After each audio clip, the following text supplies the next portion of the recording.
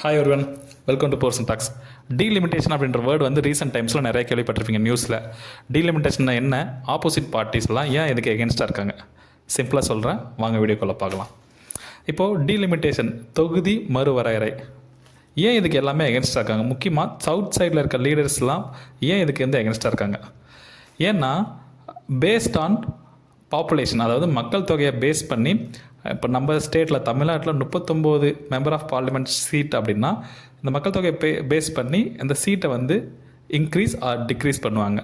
இப்போ ஏன் இதுக்கு எகென்ஸ்டாக இருக்காங்க அப்படின்னா, நார்த் சைடில் வந்து இந்த பாப்புலேஷன் அப்படின்றது, அந்த மக்கள் தொகையை பாப்புலேஷன் வந்து கண்ட்ரோல் பண்ணல. அங்கே வந்து இன்க்ரீஸ் ஆக தான் சான்ஸ் இருக்குது. அதாவது மெம்பர் ஆஃப் பார்லிமெண்ட் சீட் வந்து இன்க்ரீஸ் ஆக தான் சான்ஸ் இருக்குது. பட் நம்ம ஸ்டேட்டில் இது வந்து டிக்ரீஸ் ஆக சான்ஸ் இருக்குது. ஏன்னா நம்ம பாப்புலேஷன் வந்து கண்ட்ரோலில் வச்சுருந்தோம், நார்த் சைடில் வந்து அதை வந்து கண்ட்ரோலில் வச்சில்ல.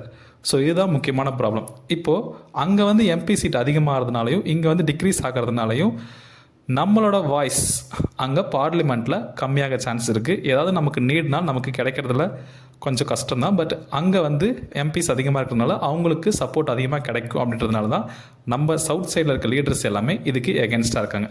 ஸோ இதுதான் டீலிமிட்டேஷன். இந்த மாதிரி முக்கியமான டாபிக்ஸ் எல்லாமே ஈஸியாக எக்ஸ்பிளைன் பண்ணணும் அப்படின்னா ஃபாலோ போர்சன் டாக்ஸ். தேங்க்யூ.